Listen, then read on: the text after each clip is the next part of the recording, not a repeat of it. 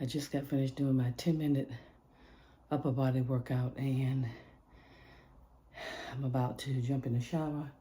It's 7:34 a.m. I have to be to work at 8 a.m. Y'all know I work from home. So let me get into it.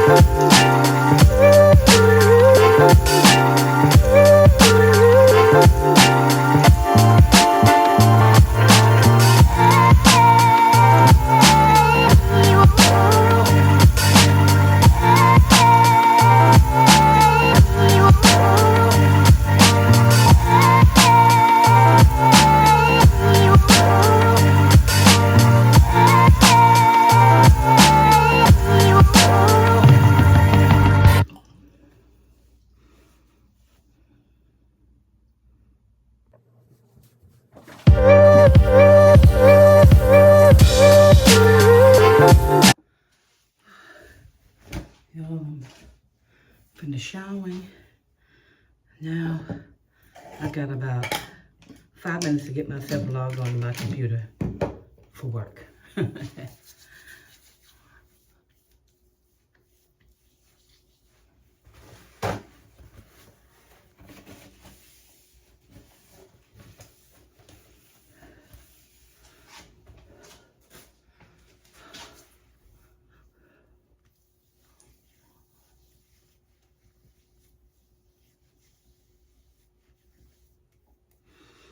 Whew.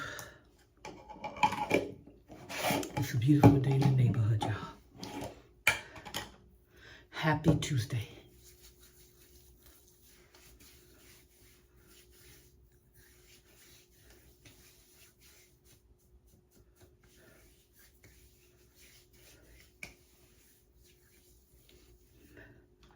All right. I'm gonna lotion myself up.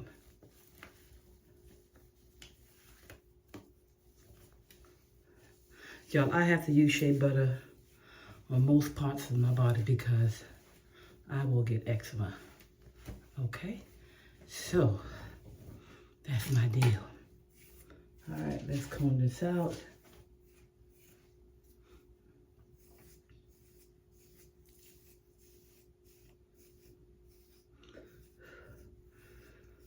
So, y'all, this Saturday, I told y'all in my Thanksgiving, not Thanksgiving, yeah, Thanksgiving blog that I get my hair done this Saturday, and I have a free makeup session at Macy's.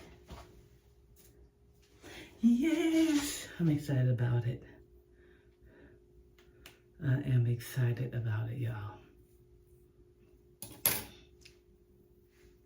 Yes, I am. All right, y'all, I got, I'm sure, a minute left. Whew. I'm sure a minute left. I'm trying to...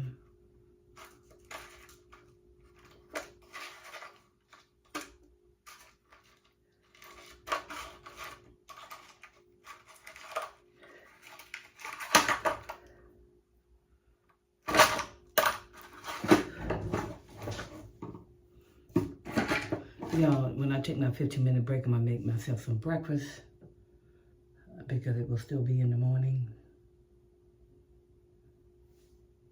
And or it may be brunch time. So that's what I'm doing. Right now I'm getting ready to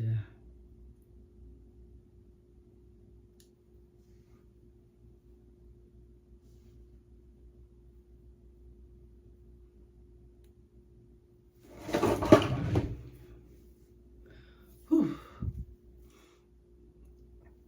All right, y'all.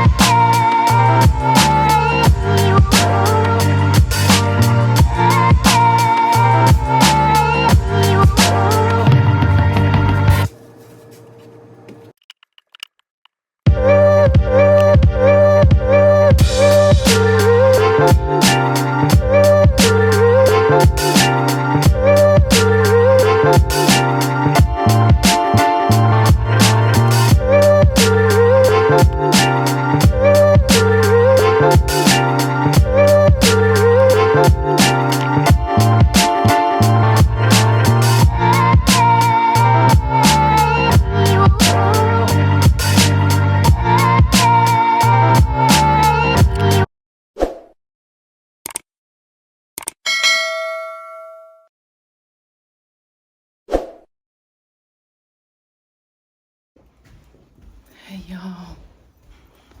I am off.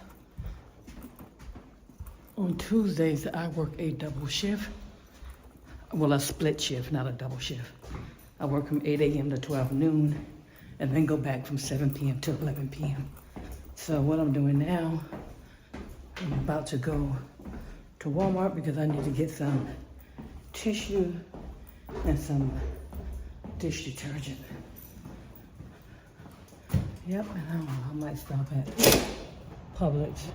The key to peace, service, and joy this holiday season.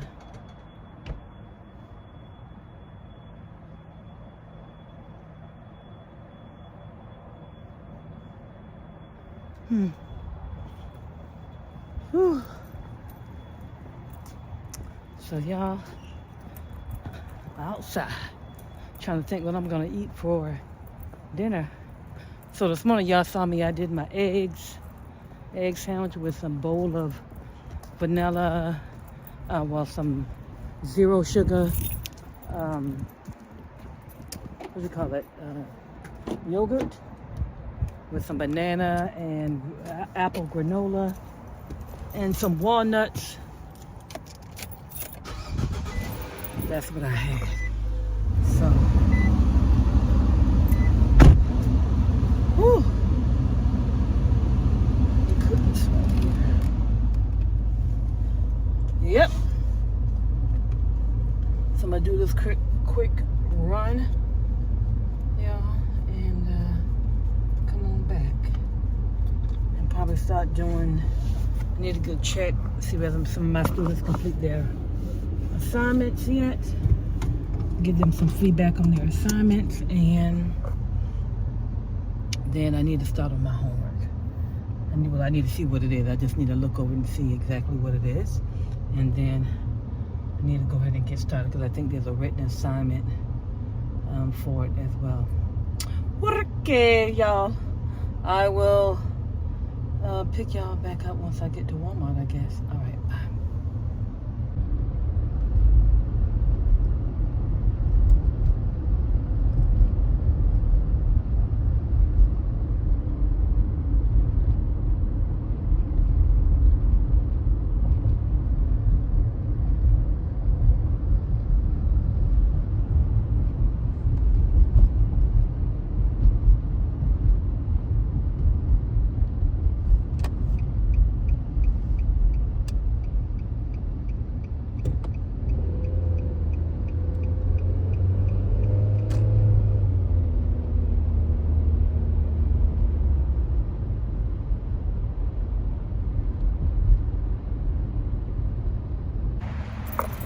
All right, y'all, made it to Walmart.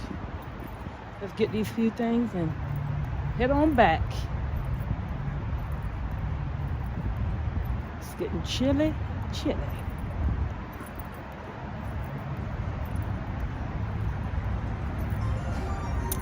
So y'all, did y'all see that, I guess this thing that's going around now, I think it was a TikTok video, and the young lady was on the news about the African hair braiders held her hostage in the salon because they wanted to charge her with I think additional $50 for the lady deciding to use human hair, as if that was the customer's fault. But anyway, our understanding is that they all got arrested, and yeah. Can I be your vlog? Yeah. Tell everybody hi. Call them B Nation. B Nation, what's up, B Nation? Y'all tap in. Can I get you a business card? Sure. Yeah. I'm a licensed cosmetologist in the area. I specialize in like ponytails, silk presses, quick weaves, wig and styles, different stuff like that. Okay, yes, perfect. Ma'am. Thank you. Have a good one, okay? So sweet. Yeah, so y'all, she and anyway, they got arrested, and they're being charged as they're being charged for a misdemeanor and a felony. One is kidnapping, and the other one is assault.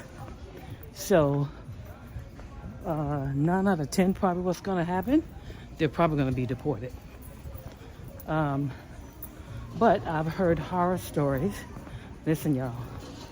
You know, I love my African brothers and sisters, but I have heard horror stories about them when it comes to braiding hair and the way that they treat African Americans. Listen, I don't get my hair braided, so I don't know. Right? I've never had any experience. I don't go to African hairstylists. My hairstylist is Jamaican, and I don't get braids and stuff like that. So, nor do I get. Well, I've had wigs and clip-ons before, but not often. It's not something that I do. I normally wear my natural hair. But anyway, they all have made bail, and 9 out of 10, I'm sure they're going to get deported. And now my understanding is that African Americans are being asked to boycott African braiding shops. So, and we have a lot of African sisters coming out apologizing for the African young lady's behavior. So I'm gonna try to put a clip in so y'all can see it. Well, yep, that's my understanding. So it is what it is, isn't it? Now you try to get over on the lady. Now you done lost your, you're probably gonna lose your business. You're probably gonna be deported back to Africa. And I think but you know what? But I will say this. I don't think this is isolated to African braiders. I think hairstylists in general do that kind of stuff. I think it's disingenuous to be charging people. You do something to their hair, right? But you don't tell them that it's an extra charge. Right? You don't tell them it's an extra charge. You just take it upon yourself and just add it and then want them to pay for it. That's where I think it's disingenuous. And not only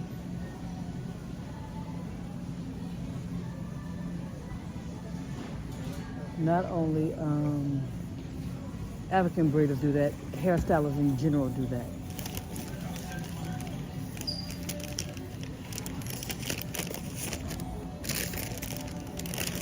So I think this is going to be a lesson learned for most hairstylists. And I'm talking about African Americans because I don't see where white hairstylists do that. White hairstylists do that kind of stuff. I've been to a couple of white hairstylists. I've never had that problem.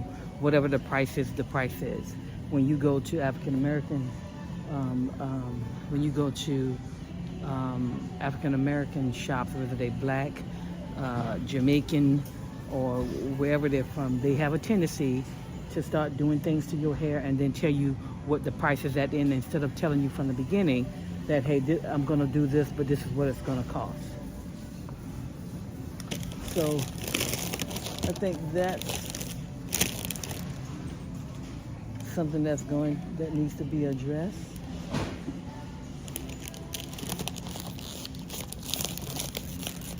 So I think that's an issue just in general, just not with the African braiders. A lot of hairstylists do that kind of stuff, like I said, and especially African Americans. Well, when I mean African Americans, and I'm including Jamaicans and all of that. Jamaicans, Africans. When you go to one of those salons, they have a tendency to be adding stuff to the price without telling you first. And because their assumption is that you're going to have it, and they don't know whether or not you're going to have the extra money.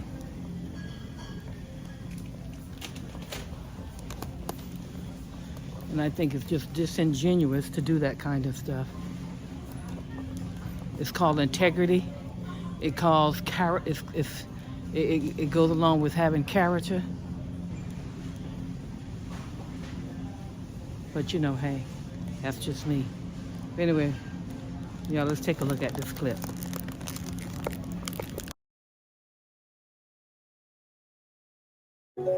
Hey guys, it's story time. So yesterday I stumbled across Mama's Gifted Hands.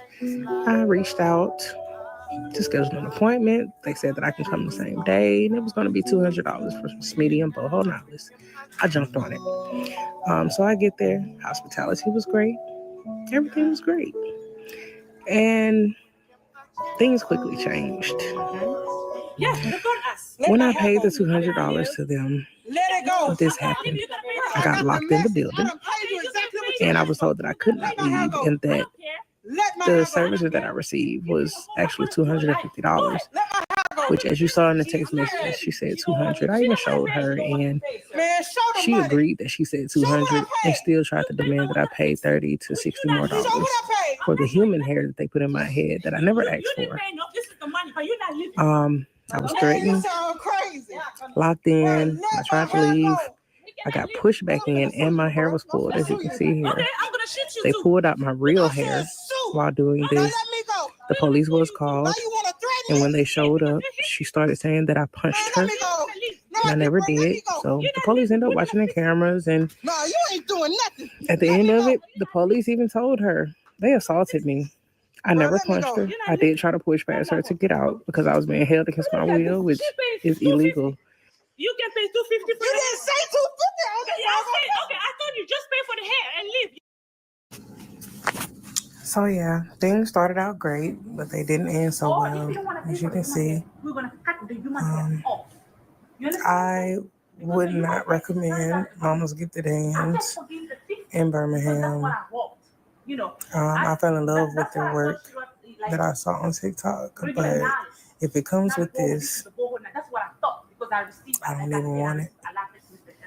I did leave, and she was still trying to cut the human hair out of my head, but the officer had to tell her repeatedly that she could not touch me. And he stated that he saw the messages, and I paid what we agreed upon. It was nothing that could be done. I looked in the mirror. I loved my hair. And I went in my purse. I grabbed the $200 in cash, and I gave it to the braider. She started speaking in their language, which I don't know what ethnicity they are, but she went over to the owner, which they refer to as Mama, and she gave her the money, and then she hopped up and she was like, no, this is $200. Let my hair go. We cannot leave you because I'm finna sue you, bro. I'm finna sue you. Okay, I'm gonna shoot you too. I said sue. She told me to just give her $30 and I could leave, or if not, go sit in the chair and we'll cut the hair out. I said, you're not cutting my hair out, and I'm not giving you anything extra. I paid you your $200. I'm leaving. She was like, no, you're not leaving. So she turns and she locks the door. The charges will be pressed, and I am.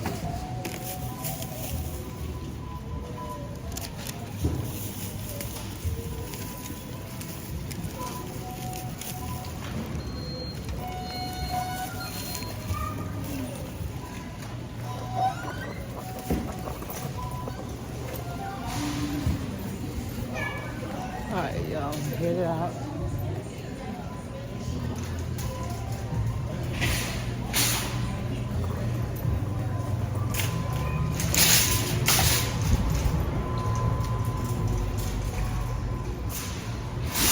I'm gonna stop to Publix and pick up just a few things, not anything much.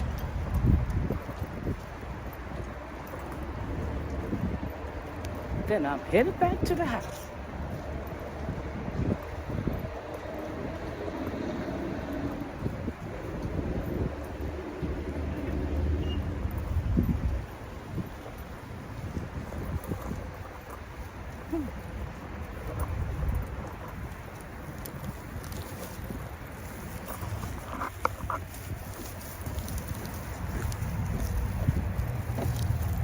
Yep, y'all. Y'all, it is wet out here.